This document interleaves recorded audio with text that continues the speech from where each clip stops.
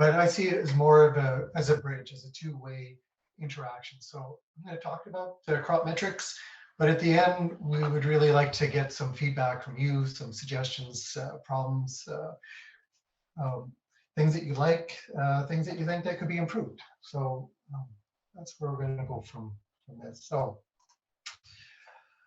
30-minute presentation, talk about why crop metrics, goals, how or what it can be used, who you would use it, and a few tips to get started using the crop metrics online mapping tool. And we'll have a 30-minute breakout session where I'll lead you through a scenario. There'll be actually 4 concurrent sessions because of the size of the group. That's huge. And then, like I say, there will be this opportunity to discuss, pose some questions and suggestions. If you have questions during this or any part of the presentation here, please put your questions in chat. I may not be able to respond to them, but there's 3 others from the team that are that have joined the meeting today, and they'll be answering some of the questions in the chat. But during that last 30 minutes, I will try and address some of the questions that weren't asked. So why do we develop this crop metrics tool? Well, it's not meant to replace anybody's analytical efforts. It's meant to support and complement what we are already doing.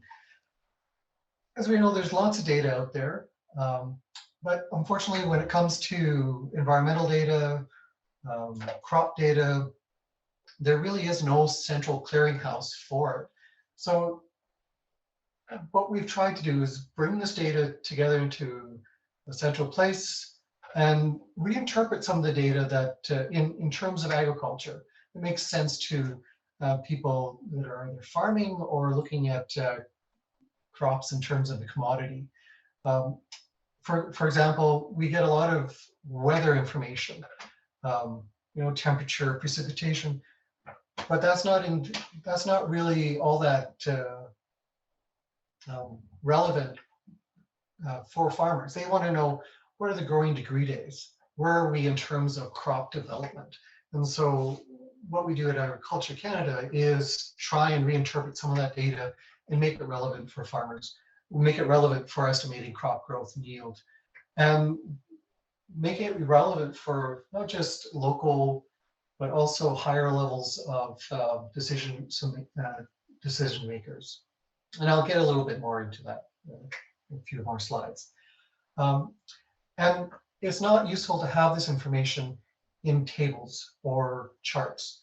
We want to see this in a very visual, interactive way. And so that's what we've tried to do with a lot of this data that we're talking about. So our goals were to provide timely, spatial or visual and accurate estimates and forecasts of major crop yields. So we're covering 11 crops. This is an auto snapshot, one-time estimate. So the estimate comes out in July and then it's updated over the growing season. And some of our major data types are crop model outputs, Earth observation, so satellite, climate and weather, so that's more ground-based, but also some satellite information there. Soils, the soils information has been available since the 50s and 60s. Soils don't change that much, but the pests, we're starting to integrate some pest information, and that is very relevant for crop development. So it's unique. We've developed this interactive online map-based tool. There's nothing else like it in Canada or elsewhere. But we've integrated all these types of information, including physical or environmental information and biological information. It's a national approach. So we have a map of Canada, but the data can be accessed at a regional level or sub-regional level by just using zooming tools, graphs and charts. One thing to talk about this, before I talk about the specific data sets, or maybe I will, the data isn't down to the field level. We just don't have the data to support that.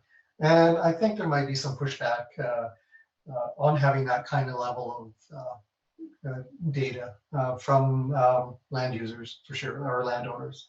So the main workhorse for this tool is the Canadian Crop Yield Forecast, or CCYF. It's something that we've developed in-house at Ag Canada, and it provides a forecast of where the crop, how much yield you're going to have at the end of the season, starting in July.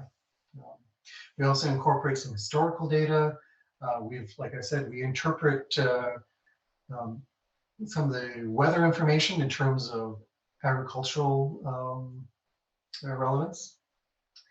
And then there's some satellite imagery, so vegetation index, moisture stress, soil information, soil moisture information, and then a few other data sets. This information is integrated into, it's a model of models in some sense.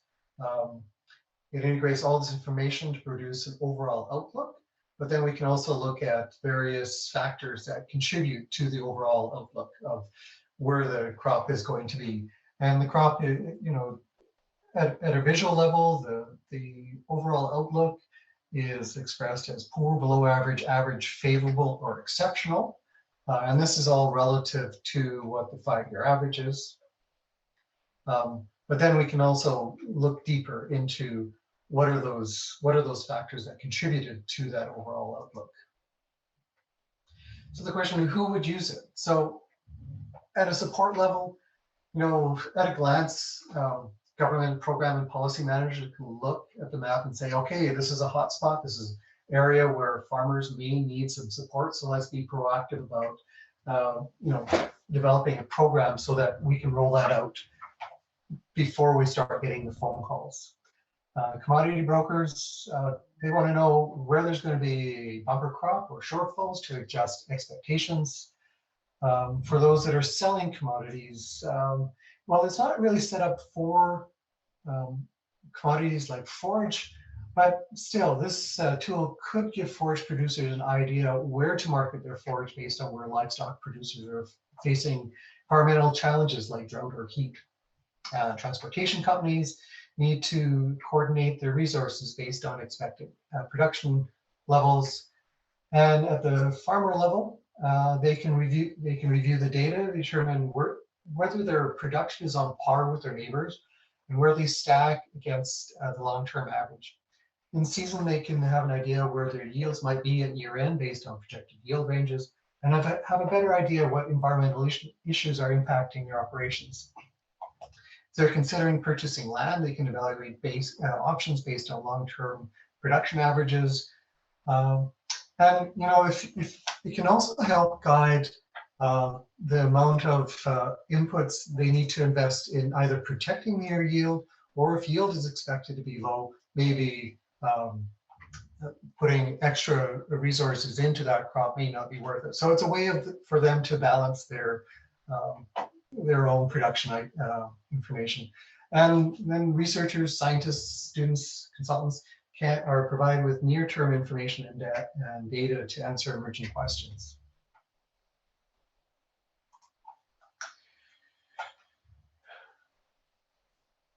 So the crop metrics application works on most browsers, but really it's been developed mostly for Chrome, Firefox, Safari. It does not work with Internet Explorer. In fact, very little is going to work with Internet Explorer in the near term because Microsoft has stopped supporting that. The graphs and tables information for each data set by crop available is on the right hand side of the map. Large map is always available, but you can zoom in and out of it. And it does have mobile, you use it on a mobile device. So it's not just a desktop tool, it can be used in field or with a tablet or a smartphone. So this is just a snapshot of the metric. So this is showing forecasted median yield for barley. We're looking at a Canada-wide shot, but you can zoom in and see what is happening at higher resolution levels. So I mentioned 11 crops, so barley, canola, corn, flax, lentil, oat, peas, soybean, and Durham spring and winter wheats.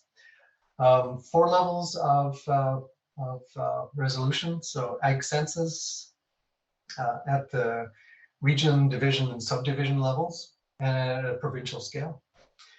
We take snapshots July, August, September, and October for crops in the prairie region. You know, most of that's going to be off the field by September. But because this is a national view, there are still crops to be harvested in Eastern Canada, like corn and soybean, for example. So if you're in the prairie region and looking for an October forecast, it may just default to nothing available. Some of the themes or topics that you can view on the map, besides the overall outlook and median crop yield, are some indices like crop stress and NDVI, which is a crop or a greenness factor. So it really gives an estimate of how your crop is progressing through the season. Some cumulative climate indices like growing degree days at 5 degrees, accumulated precipitation, and the forecasted weather. Well, it's a forecast, so it's only available in season. So starting in July, we'll start seeing the in-season forecasts. They're up there right now, but they're not really relevant to crop growth because there are no crops in the ground, obviously. Oh, and the other thing to mention is that there are no overlapping map themes. So if you're looking at median crop yield, that is what you see on the screen. So you have to navigate through the different topics to see how the various weathers and themes are, it could potentially be impacting crop yield.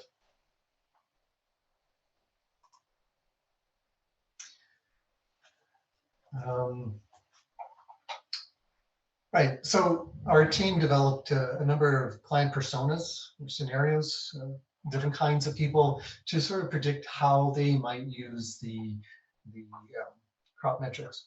I'm really only going to focus in on the farmer or advisor, agrologist.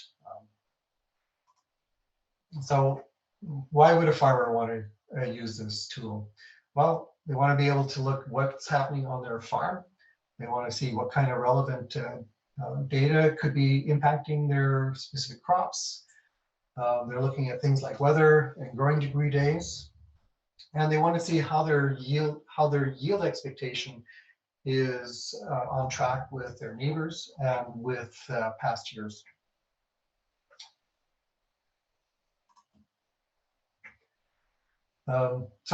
Farmer, they have access to all the details. They can see individual variable results from the overall metric. They can switch between layers to understand what's driving the overall metric, overall outlook. And they can pick different parts of the map to see. So maybe they're right on the edge of one zone versus another region. And so they can easily move beyond zones. Or maybe they live in Saskatoon and they want to see how their farm is doing wherever their farm happens to be. And like I mentioned, it's mold friendly. So all the information, all the tools are available in a mobile friendly format. I use my Samsung Galaxy S8 and it worked just fine to pull up these screens. So a few pointers for the hands-on exercise. A little faster than expected.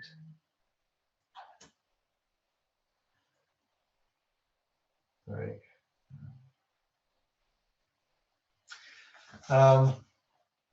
Right. So there's two main tabs on the left side. There's map options and then there's results. So to start it off, you don't have this first option of putting in a place name is optional. If you leave it out, then you have to go and hunt for the area of interest. So for the scenario, we'll be asked to go to Portage la Prairie. So you can just type in Portage la Prairie. It's important to click on the search button, because if you don't, it's not going to go anywhere. And then if you just put in, say, Portage la Prairie, leave off the Manitoba part, it's going to give you a number of options to select from. So you would select the most appropriate option. I think there's Portage la Prairie County and town, and whatever is the most relevant for your situation. The feature type is the size of the polygon that you're looking for. So sensitive agriculture region. Provincial is the largest one. Sensitive agriculture is the next largest polygon size. And then it's division, subdivision, and one other smaller zone. Like I said, the data is actually, because we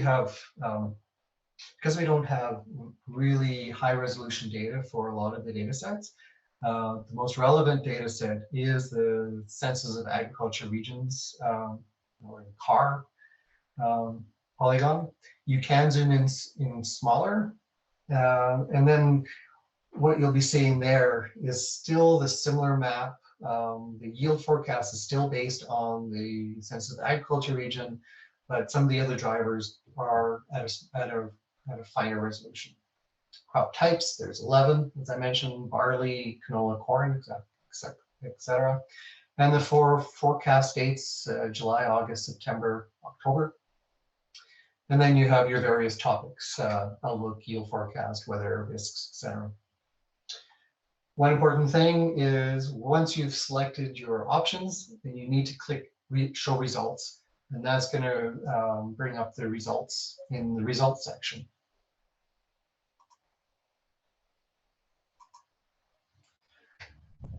So you won't immediately see this map. You'll see the map of Canada. You can zoom into this map using, let's use the laser. Using the plus minus. You can pan by clicking and holding the mouse and moving it around. The area of interest that's outlined in purple, that's the area that you searched for. In this case, I may have searched for Regina, and this is the car that showed up for it. And you'll see on the left side, this is the overall outlook. It does show you how many acres are in each class. You can see you'll see here it says table showing. So if you click on that, it'll give you a table version of the graph there. So say how many acres are in each one. You can download this chart as an image file or as a CSV, comma separated values file that you can import into something like Excel or Numbers or any other type of spreadsheet program. This graph here below it, there's a lot of information packed into this one here. So you'll see the blue squiggly line. That's the historical yields over the last 28 years. The straight blue line is the 5-year average of those yields. And for a lot of us, those are the most relevant years. There's always new varieties. There's new production methodology. And so, looking at yields from the 70s and 80s aren't really relevant for the last 5 years. And then the grayed out area at the bottom, that is that's the expected yield or projected yield for the area. So the dotted red line is the expected most likely yield for the area, and then the top and bottom bars are sort of the best case and the worst case scenario for that. Bar charts may not be your thing, so you can flip between bar chart and pie chart very easily. There's a little icon at the bottom left-hand corner of the chart, and you can flip between pie chart and bar chart.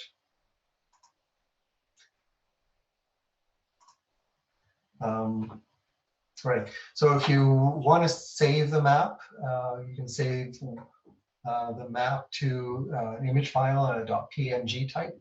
That goes into your download file, download folder. And it's what you see is what you get. So if you've zoomed in, this is what will be saved into your downloads file. You'll have to rename it because I think it just gets saved as map.png or something like that. So that's not always a very informative name. So you should immediately go in and say, this is a map of Diefenbaker area showing the drought index, drought classification for June 2020. Something like that. Something that's meaningful to you.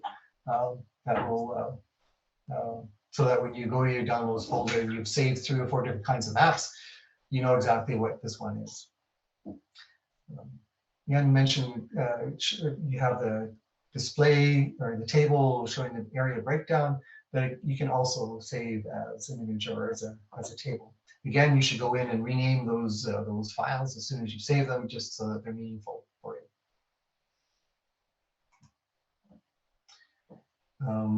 Right, so this is what the table is going to look like that you download. There's a little bit more information that's been added, so it does say in the table that you downloaded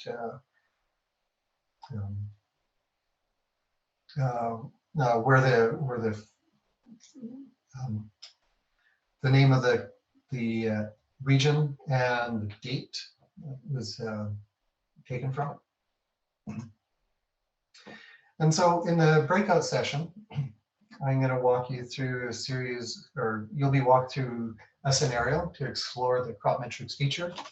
Essentially, you're being asked to create a custom report for a farmer in the Portage La Prairie region, and you're going to be describing what the forecasted barley yield is in July, and some of the potential environmental factors that are contributing to that yield forecast. The second part of that is you're asked to, again in July, because the farmer thinks that his crop crop forecast might have changed. So you're asked to look again at the crop forecasts and really figure out what's impacted or contributed to this new forecast, what's changed. And what it's contributed to this change. I am going to upload that scenario into the chat. Everyone has had a chance to download it. I guess we can move into our breakout room. What was the question? The question. 3 questions. Is, okay.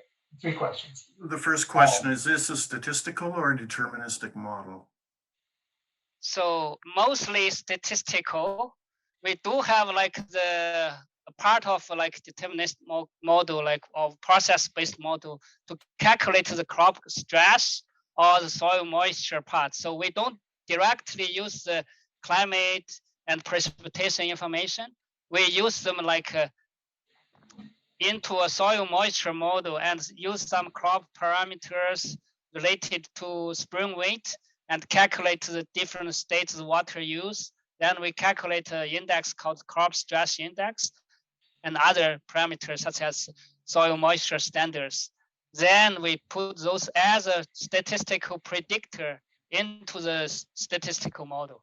Yeah. Is this statistical methodology based on frequentist methods or Bayesian? It's 2-part. Like mostly, like in the first part, the predictor selection.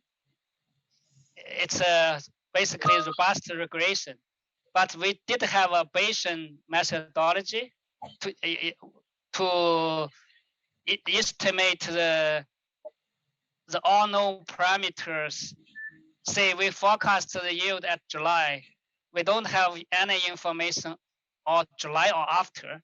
So Bayesian was used at that step to project the information we all know. And we also use to make that, we also use marker from the color method to do probability forecast. Yeah. Does this model account for differences between varieties of canola? And No. in particular, differences between open and pollinated and hybrid varieties? No, it's working. It's not at this point. Right now, we mostly use very generalized. We don't even have a specific model for canola. We mostly use a spring weight to calculate a lot for parameters for the small grains, and we do have some specifics for corn and soybean, but we don't really to the level of varieties. No, it's and mostly we look at big picture at census agriculture region at now. Thank you. I'm particularly interested in one specific relationship, and that's the effect of high temperatures and air temperatures in July and August on canola yield and how you simulate that. Yes, we do have a factor, we call it heat stress days, which is basically there's above, I believe it's above 30 degree, use high temperature. We got that from some literature. So we have that days, then it's then we put into the model in the history, correlate with the yield. It does give the, like a lot of times in many places, that was a predictor for the canola yield actually. Thank you. Well, I could talk to you for an hour, but I'm not going to monopolize. Thank you for the question. Thank you.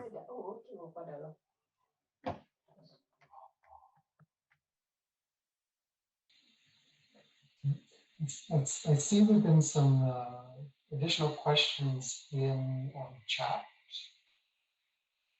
Catherine's taking the lead in answering them. But maybe Lindsay, you have something more to add. So the one question is about including the impact of yield suppression from crop disease. Is that included in the models?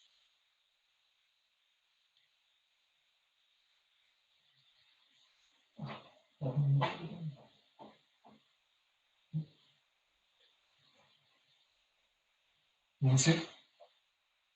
Sorry, I missed.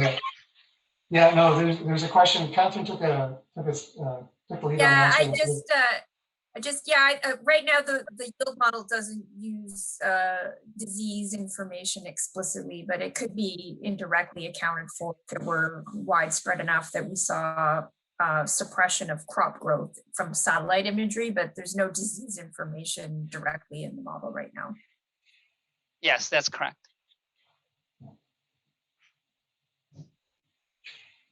I noticed there was lots of questions on the first session in the chat. I'm just wondering if there was any questions that weren't answered, because we lost that first part of the chat. If you either speak up or just add it to the chat now, we can try and address them. Oh, is it possible to see the algorithms? Yeah, we do have for the yield model, we do have several papers published. So if you can, I don't know, we can't share the paper now, but if you can write to us in the email, any of us, we can forward all the papers based, the model based. Yeah, sorry, I keep on being thrown out of Zoom here. I was going to add on something on the disease and pests. When we went into the workshop, I guess there were a number of, even though we do not include pests as predictors. The point though is that we use them as, pardon me, as biotic sort of factors that would potentially reduce yield. So when we have that range of yield prediction from the worst to the best, and if you are in an area like we looked at the area that we were looking at, if we find that there is a lot of disease in that area, then in our selection, we would say that potentially here we have a possibility of this crop being affected by pests, and therefore we would not, if we are giving advice, like the scenario was helping us to give advice to a possible producer, we would say that, look, potentially in your area, there's a lot of pest infestation. Therefore, this prediction that we are giving you of being above average will not hold, because you are likely, unless you do something, and depending on what stage they are in the season, if it's so late, there's nothing that they can do. It doesn't make sense to go and start sort of investing in defeating or fighting the pests at that late.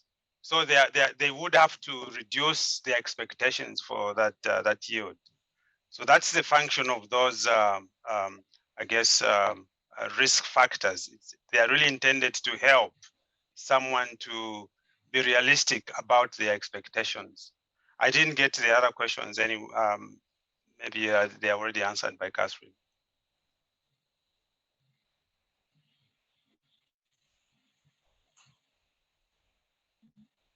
Thank you, Aston.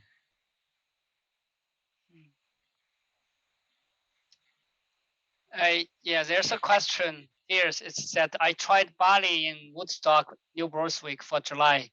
It gives favorable. However, 2020 was a very drought year. I checked the drought prediction and give moderate drought. I should use care or this data. Of course, yes. It's just a model, and any model can be wrong. And especially in New Brunswick, barley is a small crop, and it's like the data is very sparsely distributed. Also, what you look at July, you may also look at later forecast like September. September is our last forecast. Maybe it's more close to the reality, and also the condition can be changed over the time. So this is not really, it's not something official or anything we claim it's accurate enough, but it's a piece of information we derived based of our knowledge. Yeah.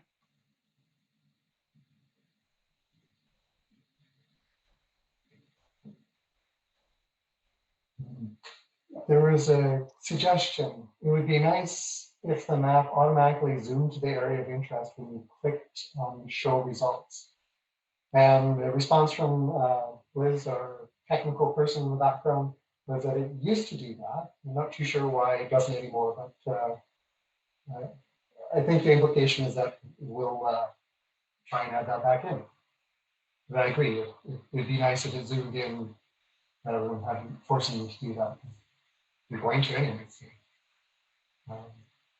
Any ideas why it was taken out, Catherine?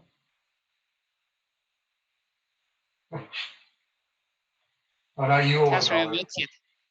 You're muted, Catherine. Oh, I think that's a question for Ryan or Yeah, I'll take that, but I don't know. That could just have been a mistake in the push to release, and we'll check that out. So.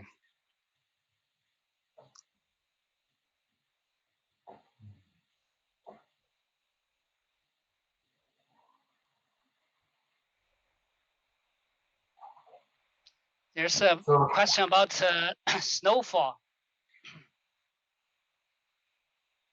Right, so snowfall informs spring soil conditions. So is that included in the model? Yeah, actually, in the VSMB run, Although we have we don't use the predictors from out of the season, but in the SMB, we do run the model continuously, even use the winter data. So if there's a snowfall, snow was will affect the soil moisture condition in the spring. So that's been accounted already in the soil moisture. Yes, we have a very simple snow melt model as well, but it's just a table. Another question is, do you plan to expand the crop choice?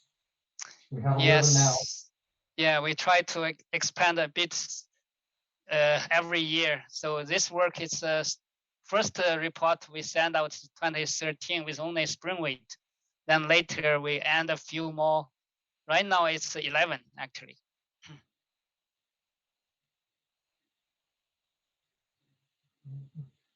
I remember from another presentation I gave that there's a potato model that you might be looking at. Yeah,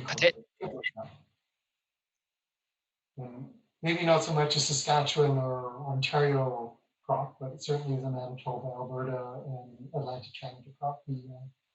yeah. But it's both the availability of data and availability of a reliable model. And are the main issues with things like this. Can model forecast year for 2021? Yes, that's we actually doing that in near real time. Every growing season we release a forecast. Last year, like we released July 10th, August 10, and September we do it together with StatsCan because we use the same set of data, and they publish the data in the calcium table on September. So we don't release by our own, but we use the same set of data with StatsCan. And we also have a forecast on October for corn and soybean only. But in the future, we may do more frequent forecast. Yeah, pre-annual crops, it's always been questioned, but it's on our radar, but we haven't had a good model yet.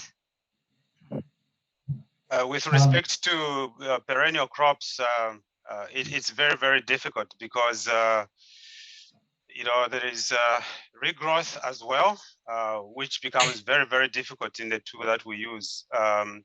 We actually had a group from the University of Guelph wanting to help us out, and I'm glad there is a suggestion, I guess, that they are suggesting that they can help. I think if there are ideas in terms of how we can handle the regrowth, possibly that would be a starting point. But otherwise, it's very, very difficult. There is a group from the US. They are running, I believe, a model called Cropcast. I may not be saying it right. Grasscast. Grasscast, yes. Yeah. That's another group that we think maybe pioneers in that area, and we would like to follow what they are doing. I think potentially we might want to work with them and maybe extend what they are doing to Canada. I'll just add to that. We've been in talks with the Grasscast team for a few years. We just really haven't had the internal resources to support the expansion, but we did send them a whack of historical forage data from the 3 prairie provinces to test the model. But I think they are also resource strapped and haven't made great progress. But I think that's something that we would like to do, and it's something that we're trying to find resources to get done. The Saskatchewan Ag Development Fund just put out a call for proposals. For industry. Yeah, we can apply. I half recall a question from the Saskatchewan Forage Council, or Seed Commission, about historical weather information. And I would just suggest that that's at the Drought Watch site, and I'll type I'll type in the address. Catherine, is it still agr.gc.ca/drought? Yes. There's two more questions. One is about the extreme events. So for the extreme events, it's a heat extreme, say heat stress days.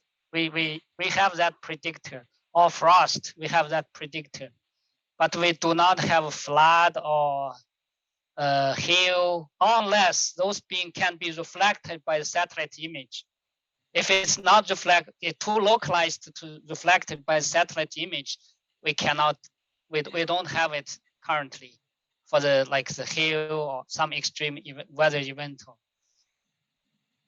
And for the soil type, we do have we only, right now it's a sample soil information. We use the available water holding capacity for each soil, the information as long as we can find. But based right now, it's related to the climate station where it is. So it's not like specially distributed now, but we are really, if we in the future, we can use graded data even for climate, that can be improved as well.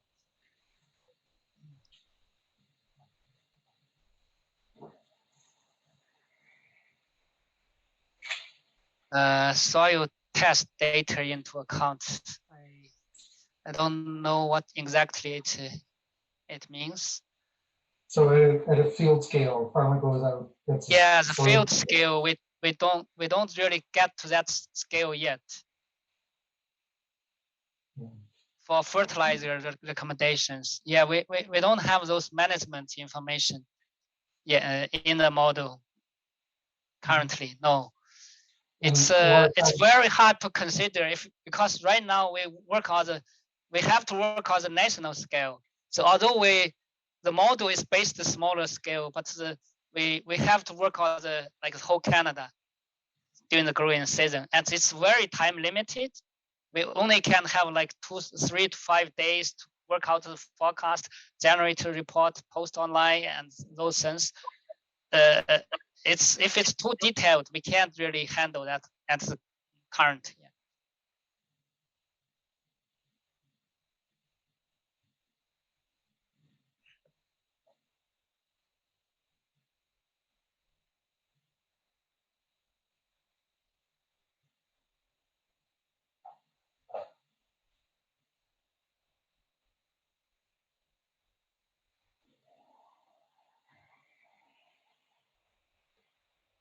Frank, another question for you, Sue.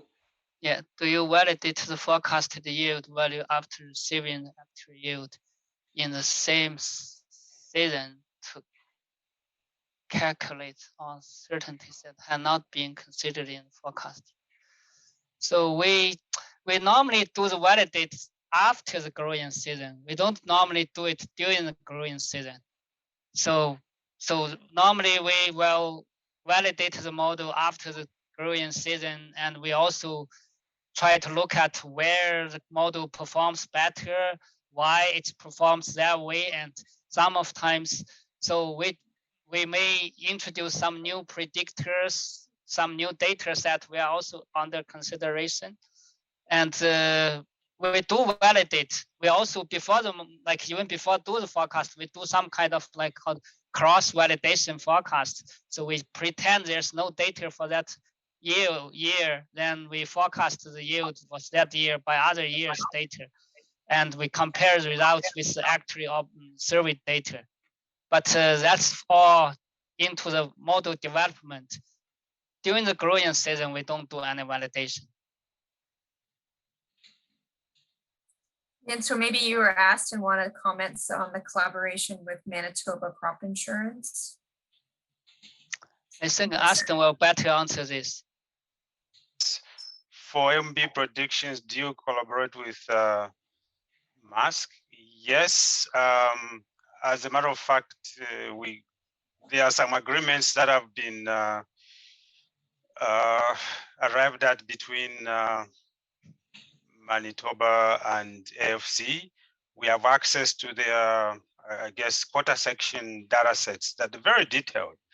And we have a number of projects that really are on the go right now, trying to move away from what INSO has been explaining from the census agricultural region to go a little bit finer.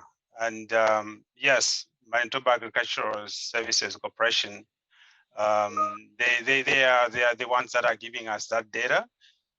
And we do not really, we do not, as far as I know, I don't think we have access to fertilizer application records. That information does not, maybe it's there, but it's not shared with us. Let me just put it that way. But the intent really is, hopefully in the near future, is to move away from the census agricultural region and try to be as specific as possible, perhaps up to the rural municipality sort of design or unit. And that way, I think some of the things that people have been raising, such as soil types, will become a little bit more relevant and perhaps usable. So those are the plans. At least we have, I'm aware of 2-3 projects that are working at this level. They are exploratory. They are not yet ready to be at the level that INSO has been explaining. What INSO has been explaining is operational, but what I'm talking about are research pilot sites, and there are a number of papers that people have started writing, and depending on how good these things are, yes, they could become operational in the near future.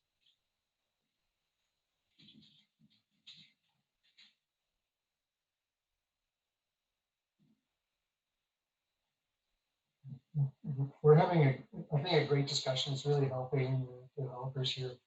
I wonder if there's any other suggestions for improving the interface, how you interact with the crop metrics. Are there additional tools or outputs that you think might be helpful to perform a little mini analysis like this outlined in the scenario? I tried to pick an area that had a very obvious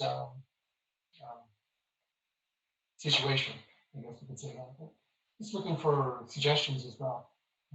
But certainly these questions about the model and what the data sources are and suggestions on how to improve the model, I think they're excellent as well. In our group, there was one observation which we agreed was a good suggestion. When we looked at the historical distribution of yields and the current yields, I saw this for the first time, but it was pointed out by one of the participants that there was no distinction. It was pretty much the same. And I think we all agreed that maybe there could be a distinction when you want to download the historical values. And if you want to download the current, that distinction should be clear. It wasn't obvious in the exercise that we did. Okay, good. Yeah, I think sometimes when you work so closely with something like this, the obvious things don't always stick out to us. It takes a group like this to work through it. So that's great.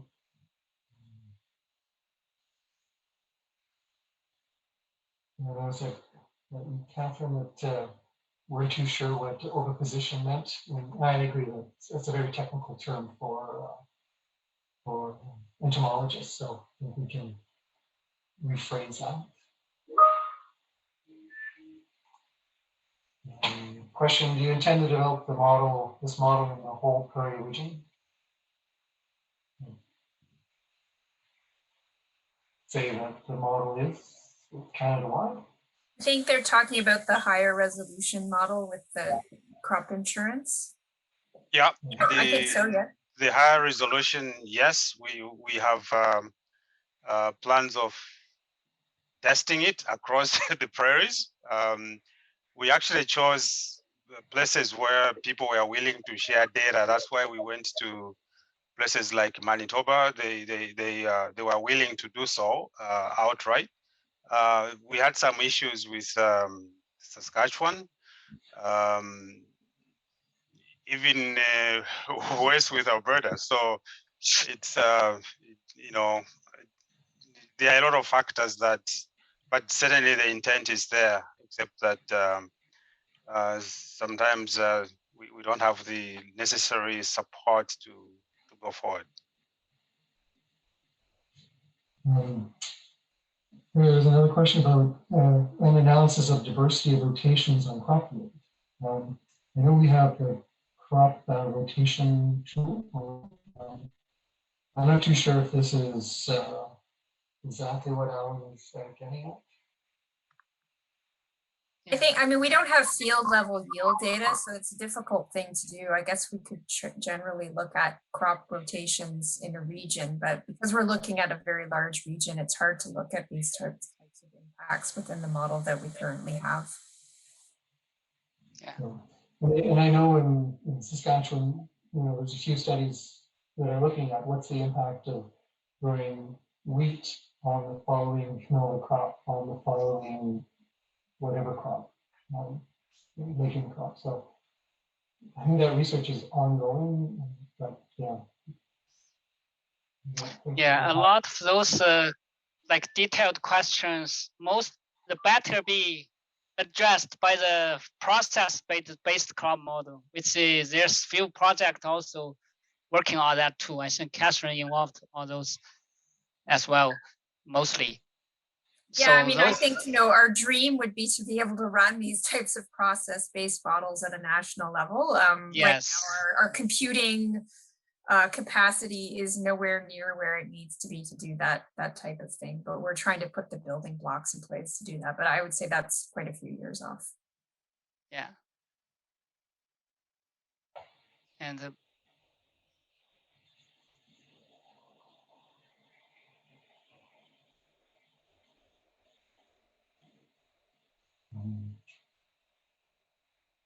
yeah, then there's another suggestion from it would be worthwhile to have probability forecast developed specifically for yield, pest, and disease. I think probably there are right now. The yield model, we did have a probability forecast now. And for the pest and disease, I think they also use some kind of, but we only take the data from people who develop those models, right?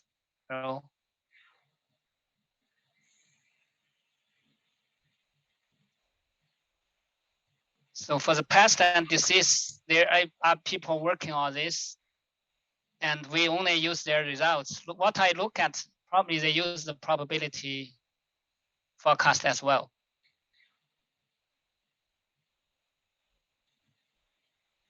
Yeah, it's difficult also to tell whether they are using that. I think for pests, sometimes they are just they use temperature to predict the phenology of certain pests. So then they come up with a prediction of abundance of grasshoppers or whatever it is that they're doing. But yes, we are consumers of their data. We are not familiar. They are the experts, and we trust what they are giving us. But with the crop yield itself, yes, it's actually a probability distribution. To come up with a median, we do something like 1,000 iterations, and out of that, we get a distribution where we are able to say what is the worst case scenario. The worst case scenario that we saw in the application was actually the 90th percentile, and the best case was the 90th percentile, and the worst case was the 10th percentile. Yeah. So you have that range, which gives you the probability distribution in yield, and of course the 50th percentile is our median, which probably most people can easily identify with. But how you select those that range, that's why we are presenting those risk factors. Like we have said a few times in this session, depending on your level of comfort with the risk factors, you would place yourself either on the worst case range, or you would place yourself within the 90th percentile zone, somewhere there.